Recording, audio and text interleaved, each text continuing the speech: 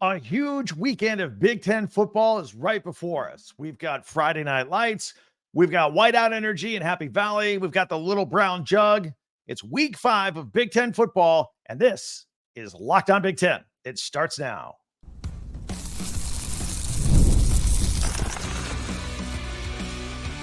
You are Locked On Big Ten, your daily podcast on the Big Ten Conference. Part of the Locked On Podcast Network, your team every day. Welcome to Locked On Big Ten. I'm Craig Sheeman, coming up on 40 years as a sports talk show host and play-by-play announcer. And I want to thank you for making us your first listen each and every day. We're free and available wherever you get your podcasts, on YouTube, part of the Locked On Podcast Network. Your team every day, wherever you get your podcasts. We are everywhere. And today's episode is brought to you by FanDuel. Place your first $5 bet and you'll get started with $200 in bonus bets guaranteed. Visit FanDuel.com to get started. So if a Big Ten team is playing, we're talking about it right here. All right. Tell your friends, gather everybody, and we'll explain the Whiteout Energy this weekend. And we'll have our Pigskin picks as well. It's all right here. So let's start it off tonight, Friday Night Lights. All this going on. Washington at 3-1, going all the way across the country to Piscataway to take on Rutgers, who is 3-0. That is at 8 p.m. Eastern time on Fox, part of the Friday night package. Jed Fish leading his Huskies on this big trip to Piscataway and taking on Greg Schiano, who his football team is battle-tested. This is a tough, good football team at Rutgers. And I love the running back matchup here. Some of the best in the Big Ten. Fish was very wise to talk Jonah Coleman into transferring with him from Arizona to Washington. In 4 games, Coleman has 373 yards rushing and 4 touchdowns, and he's averaging 6.7 yards per carry. That's on par to what he did all of last year at 6.8 yards per carry. So he is absolutely solid at running back. Meanwhile, Rutgers, they're led by 2023 Big Ten rushing leader Kyle Monangai, who came back for another year, and in just 3 games, he has 457 yards rushing already with 5 touchdowns and a 6.3 yard per carry average. And his yardage would be even higher, but he's been sitting out in the second half of some blowout wins for Rutgers, so he can really rack up the numbers quickly. This is Rutgers' first Big Ten game of the season, while the Huskies, of course, beat Northwestern last week. On to Saturday. We've got Minnesota, 2-2, taking on number 12, Michigan at 3-1, noon. Big noon kickoff on Fox.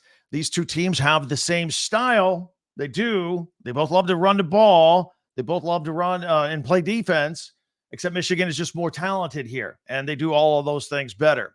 So despite a bad loss to Iowa last week, the Gophers have posted back-to-back shutouts versus Rhode Island and Nevada, and they'll have a bona fide star in Darius Taylor at running back for Minnesota. In fact, he's going to be motivated because he's from Detroit, Michigan, and he's going to want to do well in the big house in this game.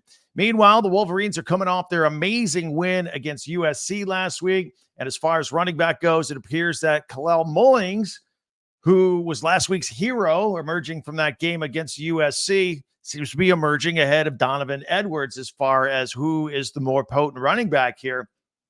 So we'll see how that plays out. They're both going to play. It probably really doesn't matter who actually starts and who comes in the game or if they play at the same time. All that is on the table at this point. And of course, quarterback Alex Orji will make his second consecutive start for the Wolverines, despite passing for only 32 yards against USC last week. By the way, we talked about that in our Monday podcast. You can go back and check it out on talkbig10.com, where all of our podcasts are. Both teams, these teams both have been playing since like 1892 was the first time they've played. They've been playing for the Little Brown Jug since 1909. Maryland is going to Bloomington to take on the Hoosiers. Maryland at 3-1, good start. Indiana, even better start, 4-0. This is at noon, Big Ten Network. Kurt Cignetti's Indiana Hoosiers are trying to be 5-0 for the first time ever, and they're scoring more than 50 points a game behind Curtis Rourke at quarterback. And this team has bona fide talent at all levels, at all positions. Is a really good. In fact, they're just 2 spots outside of the AP top 25, 27th, if you will, others receiving votes. They're going to crack that top 25. They'll definitely do it with a win over Maryland this weekend, and that should help them a lot. But they'll probably need to continue to score a lot of points in order to meet to beat Maryland and their potent offense. Maryland's a good football team. Mike Loxley's team is led by quarterback Billy Edwards Jr. His favorite target is Ty Felton. Indiana better learn his name and number here. He already has 41 catches, 604 yards, and 5 touchdowns this season. If he has a good game, just a decent game against the Hoosiers here, he'll top his catches, yardage, and touchdowns from the entire 2023 season right now through 5 games. That's where he's at. That's the level he's playing at right now. Meanwhile, Nebraska is at Purdue taking on the Boilermakers. Nebraska at 3-1, Purdue at 1-2. This is a noon game on Peacock. Peacock's got a couple of games here on Saturday. So if you stream that, you're in good shape. If not, you're going to have to find it to get it. The Huskers are looking to bounce back from their disappointing overtime home loss to Illinois last Friday night. The Huskers, for the most part, have fixed their turnover problem from last year, which was the worst in the Big Ten. But penalties are still a little too high here, and they need to solve their problem of repeatedly losing close one-score games. That is a trend that has gone back many years over 2 different coaching staffs. They got to fix that. Turnovers and penalties. They got the turnovers, I think, solved. Got to get the penalties buttoned down a little bit as well. Meanwhile, on the other side, Purdue, under second-year head coach Ryan Walters, they need something positive to happen after they're still shaken from that lopsided loss against Notre Dame in West Lafayette a couple of weeks ago. And then, of course, the road loss at Oregon State. Now, another game we're going to pay a lot of attention to here this weekend.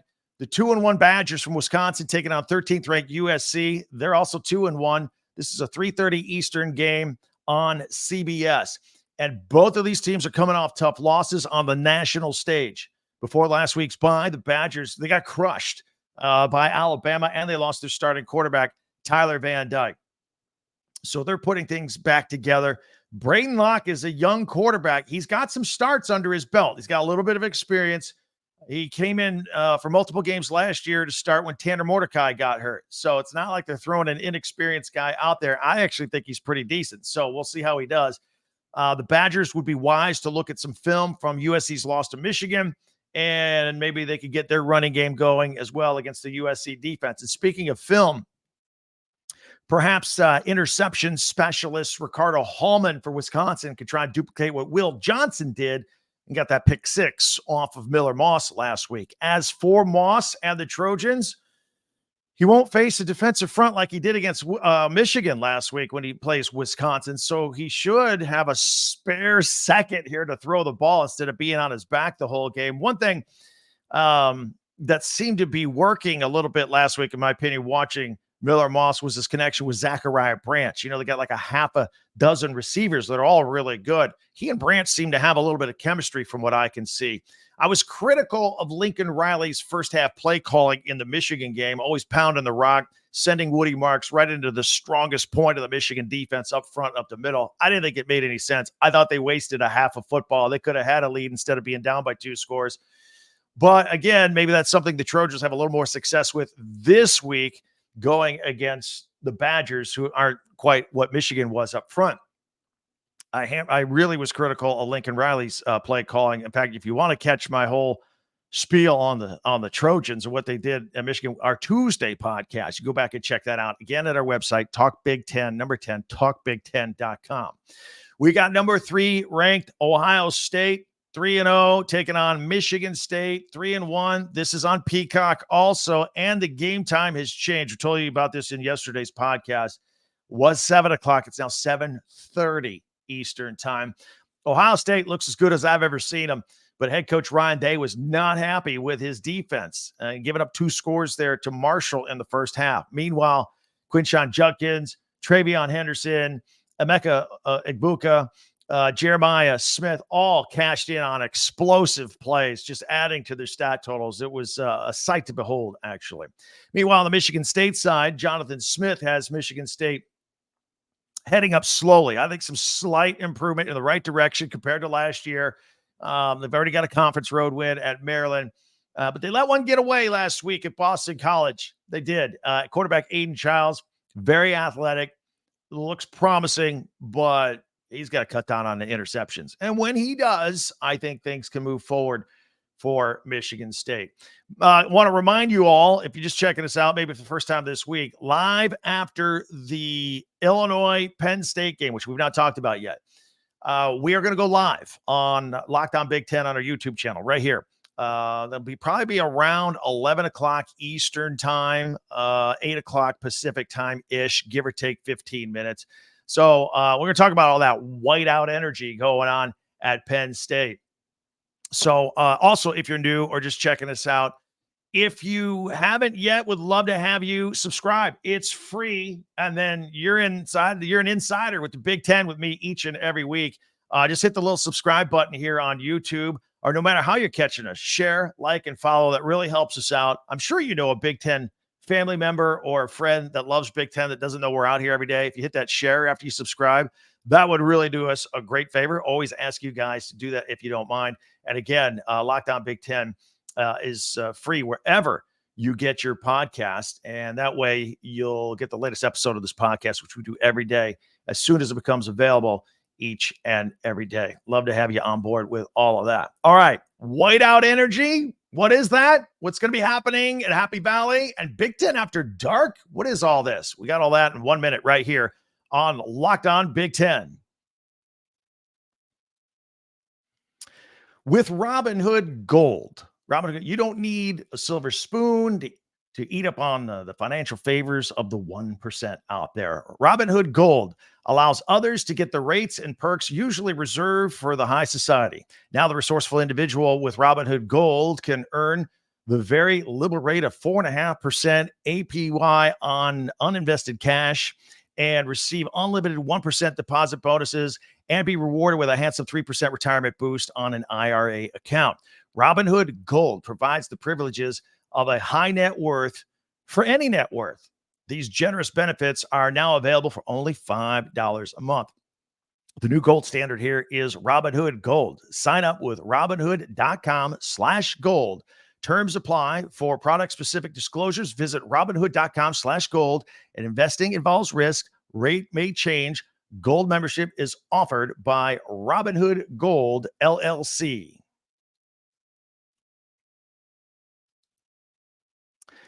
All right, I want to thank everybody for making Locked On Big Ten your first listen each and every day, especially you everydayers out there. Meanwhile, be sure to subscribe on YouTube and share and follow and like Locked On Big Ten, your team every day. And don't forget our website out there where all of our podcasts go. Immediately afterward, we group them chronologically, or so you can catch up what I did this week, or you could find them by school. We organize them by that. And while you're there at talkbig10.com, you can also get your favorite merchandise for your favorite team. Celebrate with your friends. Watch these games. Wear your favorite team shirts, hats, T-shirts, all that stuff. Pennants, coffee mugs, all right there. Talkbig10.com. All right. Are you ready for some whiteout energy? Well, what does that mean, whiteout energy? What is going on at Penn State? Well, you all know about the whiteouts. All right. So number 19, Illinois, coming in at 4-0. Number 9, Penn State, 3-0. This is the 7:30 Eastern game on NBC, Big Ten Saturday night. Again, we'll be going live immediately after that game and talk about all the Big Ten games, and especially that one with immediate opinion and reaction right here on Locked On Big Ten, YouTube, live Saturday night. Be there. But Penn State's traditional whiteout game isn't until November this year when they face Washington.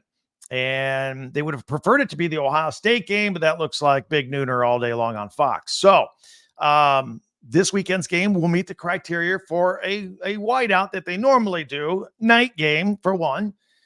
National TV, ranked opponent. So following last week's 56-0 win over Kent State, head coach James Franklin said in a post-game interview that he wants whiteout energy from the home crowd Saturday night. That means 107,000 people. It's like a dog whistle. All right, everybody get their white shirts and be ready to go and be ready to scream and be crazy for 3 hours. That's what a whiteout basically is. And he wants it for this Illinois game. He wants a little home field advantage, even more so than normal for this one.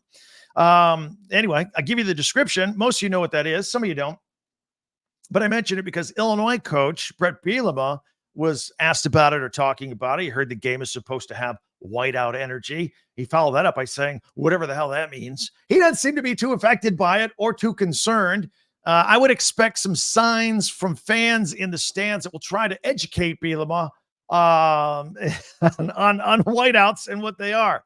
That aside, this is a very good Illinois football team, and they've already faced a raucous road night crowd last week with their overtime win at Nebraska. So I think they're going to come in ready to go. I think it's going to be a great football game. I'm very excited about it.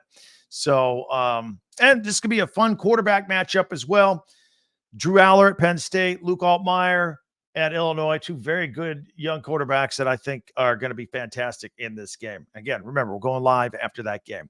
One other game to tell you about. It's like Big Ten after dark. Remember the old Pac-12 after dark? Well, Oregon 3-0 at UCLA 1-2, 11 p.m. Eastern on Fox. You know, I thought the appeal of all these Pac-12 teams coming over to the Big Ten was so that they can get some earlier game times and get some higher ratings and get more people to watch them. But this game between two former Pac-12 teams, it's going to end after 2 a.m. Sunday morning Eastern time. It's a late one, but they're both on the West Coast, so it shouldn't be a big deal to them. Anyway, Oregon is coming off a bye week, and they're following the win versus Oregon State, where they appeared to fix some of their problems like fumbles and penalties in the first two games, which they won, by the way. But the prevalent storyline was they weren't winning by enough, right? So some people were concerned, since the expectation in Eugene is to win the Big Ten title and win a national title. They were concerned they weren't blowing people out or covering spreads. By the way, Dylan Gabriel did a whole feature on him in yesterday's podcast, Locked On Big Ten. Again, go check it out at our website, talkbig10.com. If you're an Oregon fan just catching us for the first time this week, we'll see how the Ducks look coming off that bye and where they presumably gave themselves a final tune-up for the rest of the season. As far as UCLA goes, they're struggling. There's no way around it. But to their credit, after following their Big Ten opener and blowout loss to Indiana at the Rose Bowl a couple of weeks ago, they went on the road, had to go to LSU, one of the toughest places to play in the country, no doubt about it. It was hot. People were dropping like flies out in the crowd. The game was tied at 17 at the half. And then LSU pulled away in the second half to win that one. So maybe UCLA is getting a little improvement here. We'll see how they do against the Oregon Ducks. We'll get a little more specific as to how these teams will do because coming up next, we always look forward to this segment. It's our Pigskin Picks. We'll have that for you in 1 minute right here on Locked On Big Ten.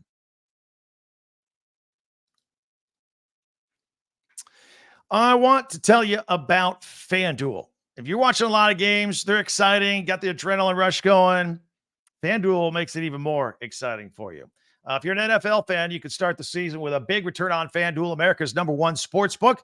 So when you get a hunch in the middle of the game, for example, some in-game stuff going on, you can check out the latest stats, view live play-by-play, and a whole lot more on the same page where you place your bets. Very, very handy, very convenient.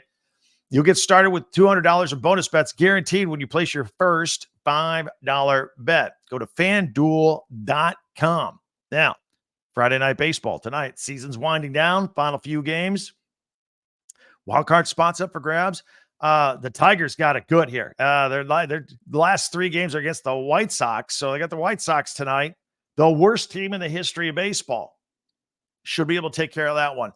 Twins over the O's. I like that. I like the under on the run total for the Royals Braves. The over in the Dodgers Rockies game. And I like the under in the Padres Diamondbacks. You can check all that out at FanDuel.com. America's #1 sportsbook. Visit FanDuel.com.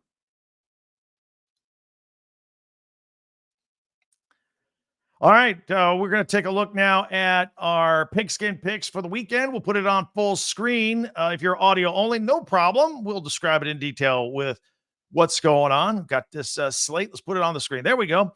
So let me get rid of a couple things here, and we'll be ready to go. All right, now you can see the whole screen if you're on video only. We got the Friday night game tonight, Washington at Rutgers. Again, I do think, well, first of all, let's just say this. Rutgers is a good football team, and they're going to win this game, and they're definitely going to win by 2.5. So at least by 3. Washington, I think there's a lot to ask Washington to come all the way across the country here and play because Rutgers is good, not because, hey, flying across the country and they're going to lose. Rutgers is good.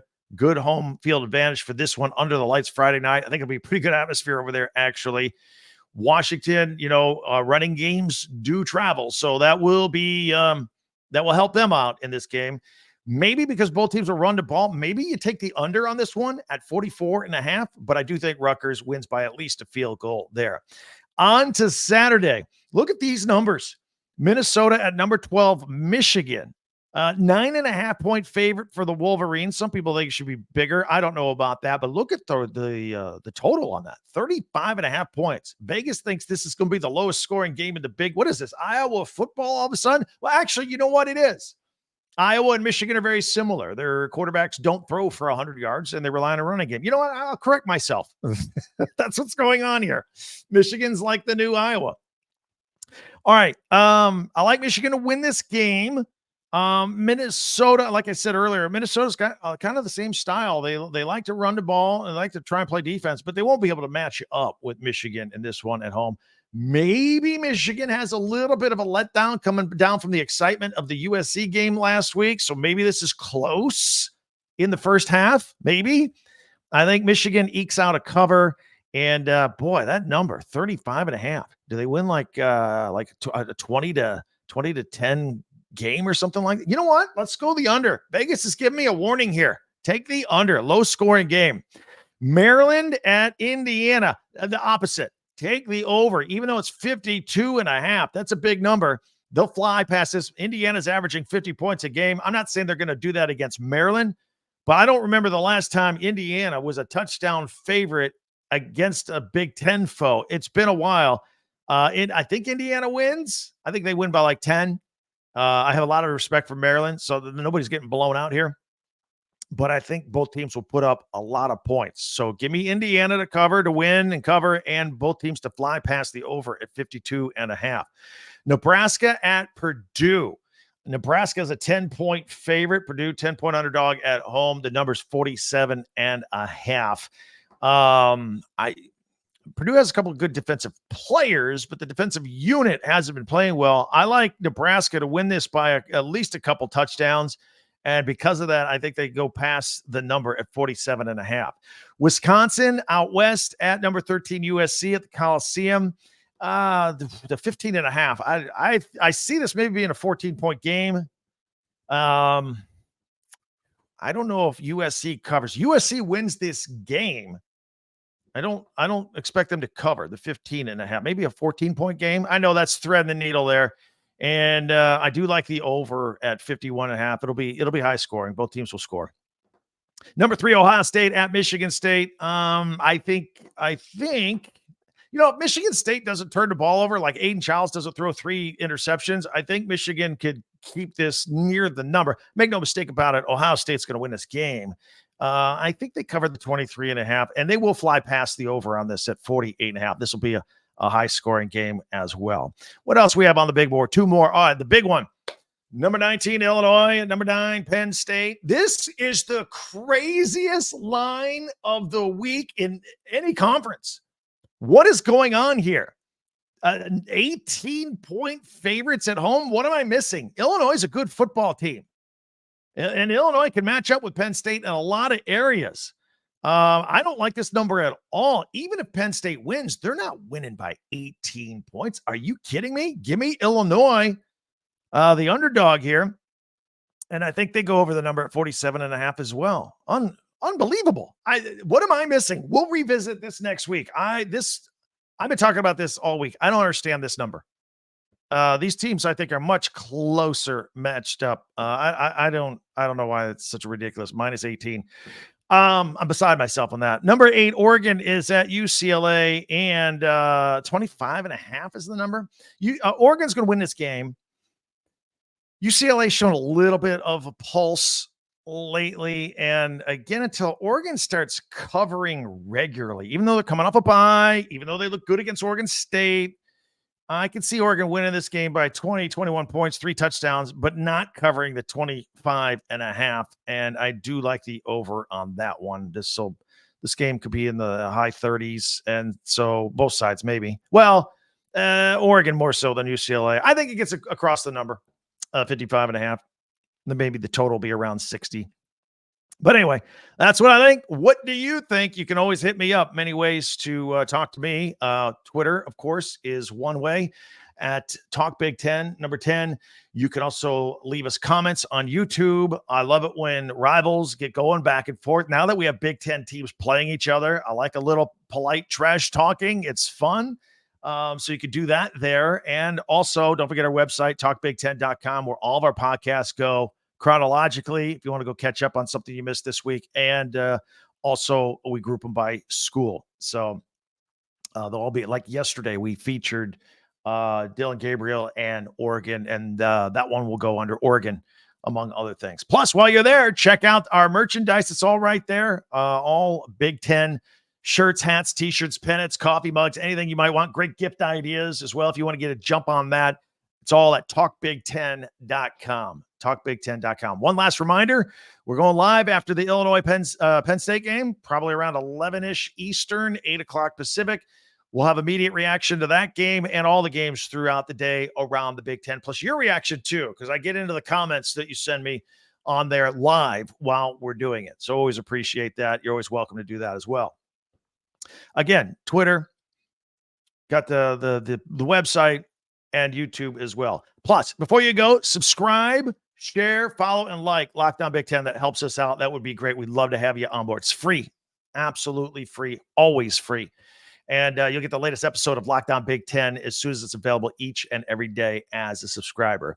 After you're done watching us or another one from this week, don't forget our friends for a second. Listen at Locked On College Football. They have a podcast each and every day too. All things college football. You can check it out there.